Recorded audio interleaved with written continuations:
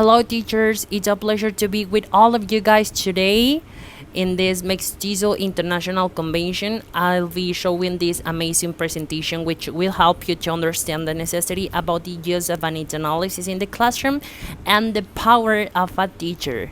Well, my name is Jesus Doria, and I'm working with Dr. Elizabeth Alvarado, researching new strategies for getting vocabulary, specifically in children, right? And well, we work at Universidad Autónoma de Nuevo León. First of all, I want you to answer these important questions. Do I know my students? How do my students work? Do I know what my students like and don't like? Do I apply different strategies and activities in my classroom? Do I create new strategies to reinforce their knowledge? Okay? Those are going to be useful in order to reflect about how much we know our students, even how much we care about them. We could ask ourselves these questions during our whole year in order to fix certain problems we could have in our classroom. Okay, those are important questions to be answered and to find certain opportunity areas, right? Okay. Did you answer these questions? Okay, if you are one of the teachers who got positive answers, you have done your job very well. If you are not capable to answer all these questions, don't worry. You still have time to make it. However, the most important question is this: am I capable to create new strategies? You didn't expect it, right? This question is really important because I like to know if you are capable to do it or not. Most of the time, we think that we cannot do it because we are taking risks. I mean, because it involves researching, and we don't like researching, or we don't know how to make research, right? But actually, the questions that I already presented to you, those are questions that we usually make and that we must make, right? Because we need to know our students, and actually, we are making research without noticing, okay? But this question is really important to be answered because I'm going to find out another role because I can go beyond. I can be a teacher, but I can be another different thing, and I'm going to show you how to do it.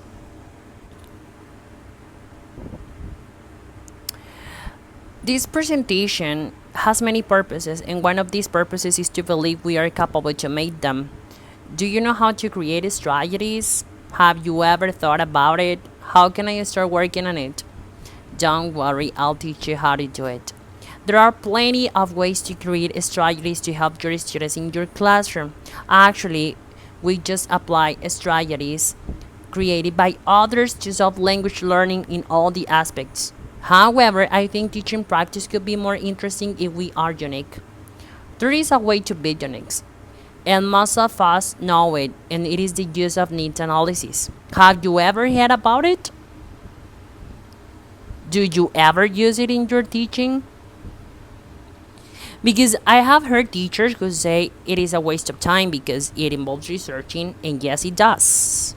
However, the information we could have is amazing, and I'm pretty sure it would be helpful to solve different problems, such as learning problems, behaviorism problems, environment problems, etc. Okay, now here we have a definition of a needs analysis, and it says a needs analysis is part of a building learner awareness and autonomy. Asking learners what they feel they need to practice is a good initial step. Okay, so here we have this first step that we can take into account in order to know our students, right? And it says, as well as providing data, it can encourage them to start thinking about their learning and taking responsibility for it. If you can read again, there is an interesting phrase in this definition given by the British Council. And it says it can encourage them to start thinking about their learning and taking responsibility for it. The information given by a needs analysis will change our different perspectives about our own work and learners' learning. Perhaps this information could help students, but not only them are benefited, but also teachers are. And when we have results, we need to make a change in our practice because we are teachers and we care about our kids. And moreover, we have a pedagogical responsibility. Generally, needs analysis, guys, is like a questionnaire that teachers use in order to get information about their students to fix a possible problem in the classroom. Okay, because I'm interested on the effective education. There are many needs analysis templates on internet you could use. Even British Council has provided a needs analysis template. We can see it right here. However, teachers must identify the possible problem to create or use the needs analysis resource. I say this because needs analysis is not focused on just one problem. Actually, it is general. Nevertheless, if teachers are capable to identify possible problems in classroom, they can delimit the needs analysis to be just. Okay? Emphasizing when we apply a needs analysis in our classroom is because we can barely notice a problem which affects in a certain way our students. It could be an external problem, but sometimes it is due to our knowledge about strategies and the way students respond to it. Okay, most of the time, the problems that we could have in the classroom is because we are not applying the effective strategies. Okay, and I'm going to show you my case. But needs analysis are a really good source to identify problems. Okay, if you don't use it, guys, I think and I consider that you must start applying it in the classroom. I mean, you can use the template I already show you, but if you don't want to give a survey, okay, you can make different activities to get the information, and that is a needs analysis. Okay, I mean, you must take the information or the questionnaire, and then you have to try to modify the activity, and it could be a funny activity to get the information. Okay, so now you know the definition of a needs analysis and how it could be appeared. Here we have this graphic organizer. Okay, needs analysis or pedagogic needs analysis is concerned about all the processes we have in the classroom, such as learning processes, teaching processes, communicative processes, environment processes, etc. In order to complete a pedagogic needs analysis, we need to make sure a specialized analysis to concrete this as a whole. Okay, we can call it needs analysis or pedagogic needs analysis. And in this graphic organizer, we have three different analyses that we can make. The first, deficiency analysis. It is used to identify a deficiency in different areas involved in the teaching and learning processes. This kind of analysis could be general. Nevertheless, it will give you an overall idea about the problems we could find, and it is useful to focus on just one line. Okay, and the next we have a strategy analysis, which is a part of the deficiency analysis.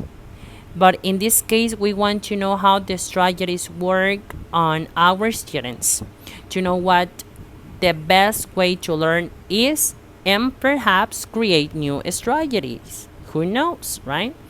And finally, we have another specialized analysis which focuses on the environment the student is involved, for example, cultural aspects. Okay? So I'm going to summarize this information.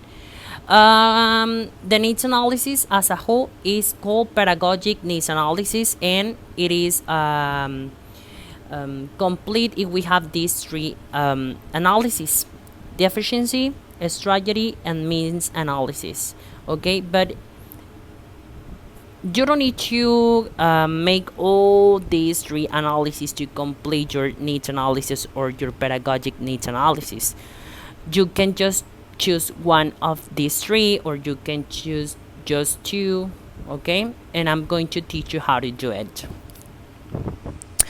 Okay, teachers can know a few aspects about their students because at the beginning of the course they made an activity where they needed to get to know each other, right?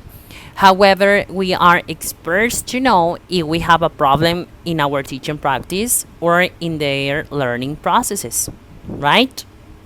So we can start observing in order to identify that problem. I mean, you can skip observation if your plan is to make all the pedagogic needs analysis. But if you want to make it shorter, you can start observing all the processes involved in a class. Okay, then you find the area you want to analyze. You can choose the appropriate analysis and start asking your students. It is not necessary to apply a survey. You can make an activity to get the answers you need, as I told you before, and it will be better. After getting the answers, you can take an action to fix the problem presented, and at the end, we have the results of your actions, and they are going to be extremely useful to make choices about your performance or your students' development. Okay, if you want to make all the pedagogic needs analysis, you must make the three analysis. But if you don't want to make the three analysis, you just can start with the deficiency analysis, okay? And it is going to help you to have an overall idea of the problem, right? And you can start working on it. But for example, if you notice that you have problems with strategies, you can start with the strategy analysis. You don't need to make all the pedagogic needs analysis in order to get answers. Okay? For example, I have this situation. I can barely notice my students have problems in vocabulary. I usually apply strategies according to their ages. However, it doesn't work for them, and I can notice it in the quizzes they have had. My strategies involve many songs and images, but they don't learn the words. The only thing they want to do in the classroom is to be walking around the classroom, teaching things, moving hands, and sometimes I think my kids communicate each other by moving fingers and the use of gestures. What should I do? Okay, I'm working with kids from 3 to 5 years. Okay, and well, those are some features that I have. And well, in this case, I noticed that my students, okay, had other interests, right? And well, I was working on strategies according to their ages, but they didn't work because they didn't like it or they had another way to learn, right? And I wasn't paying attention to it, right? In this case, I know that my problem is in my strategies, okay? So in this case, I don't need to make all the pedagogic needs analysis because I already know where the problem is. So I need to work on my strategies. So now I know there's a needs analysis focused on strategies, and I'm going to start working on it. I know my students like moving hands, walking around the classroom, touching things. They like to make gestures, okay?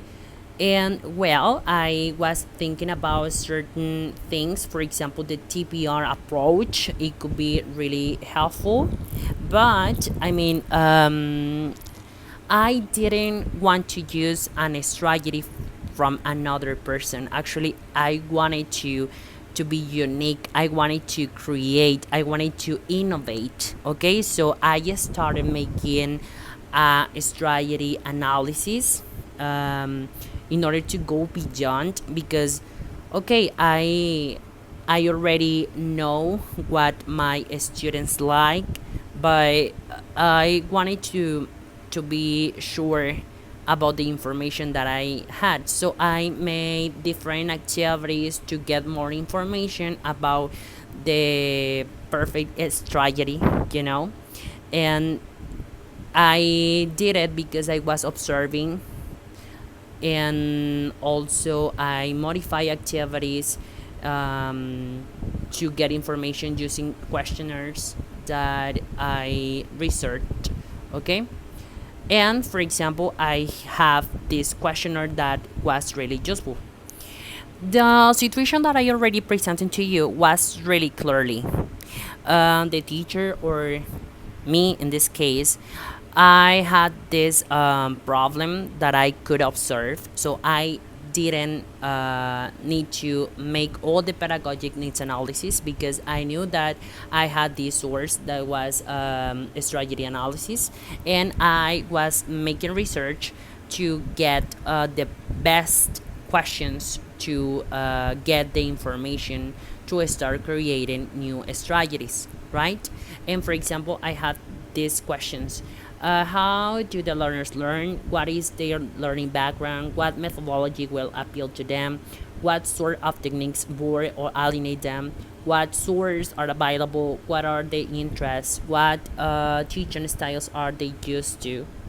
Okay, so these questions are really important to me, and also there are questions that I have to apply with activities in order to identify and observe the results, and based on those results I'm going to be able to start creating a new strategy, right? And well, it was really amazing. I mean, the time I was making research was so amazing, and actually I was asking myself about my own role. And all these processes I did, and I usually do to create new strategies, are part of my job, because as I told you before, we have a pedagogical responsibility which is necessary to establish an excellent didactic. We have learned that our role is always considered as a teacher.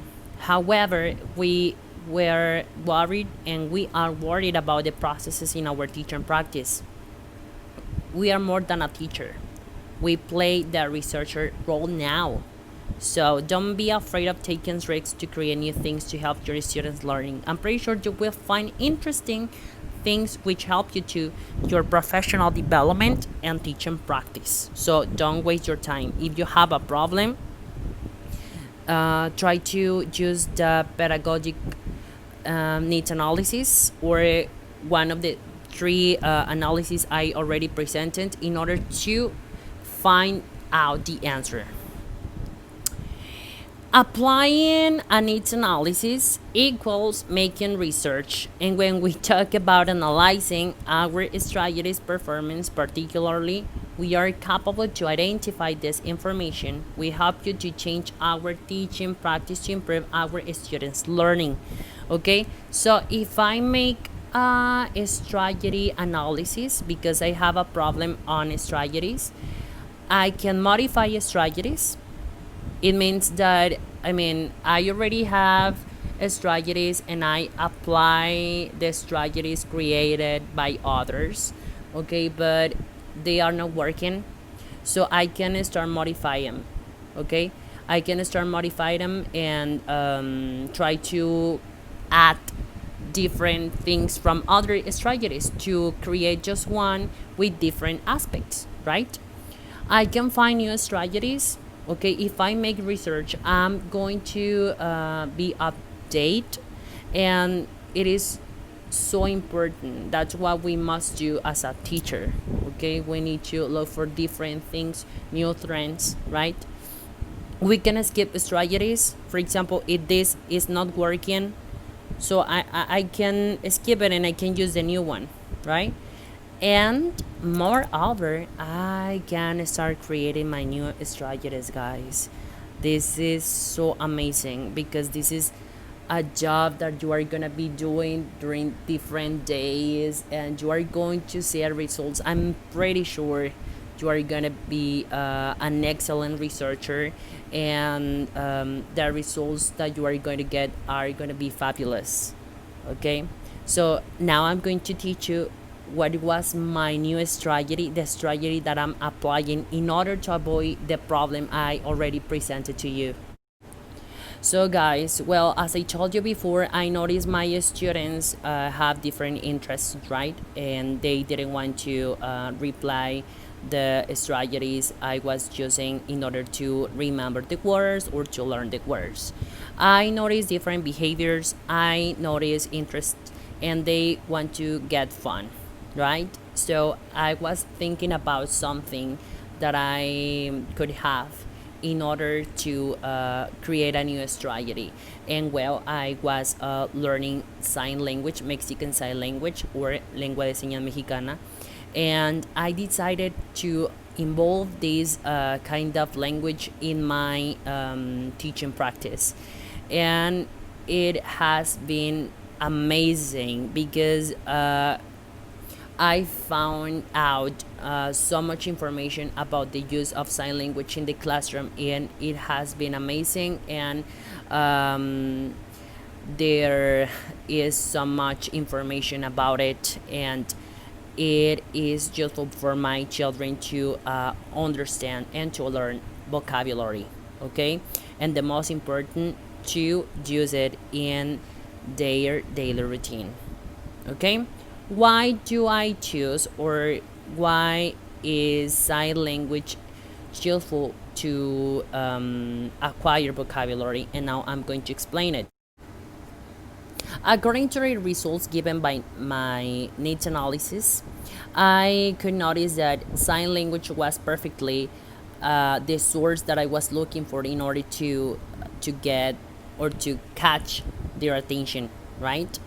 Because they like to move their fingers, they like to be walking around the classroom, or they like to make some gestures. And I found out this information. Sign language is very useful in the classroom because they can make connections between meanings. For example, my students want to learn the animals vocabulary, and also the sign language has a sign for each animal. So I show the sign and I say the pronunciation, and I write the letter and the word, and they repeat it.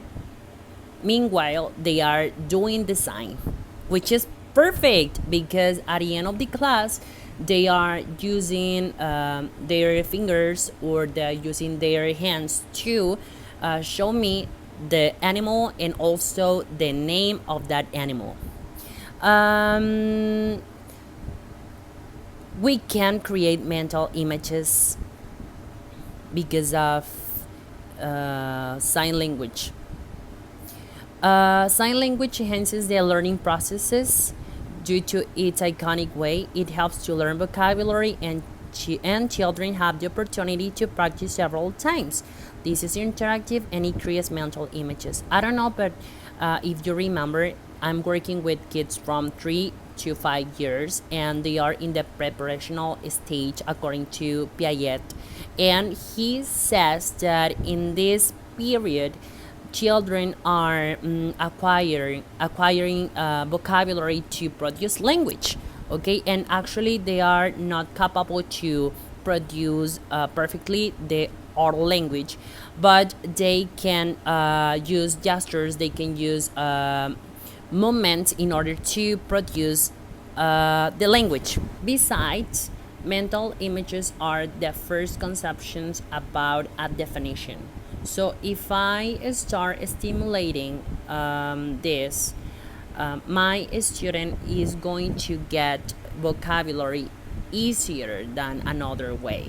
So if I use sign language in the classroom, I'm going to be able to produce mental images in my children, and at the end of the course, maybe they are going to start using the vocabulary I taught during the whole year.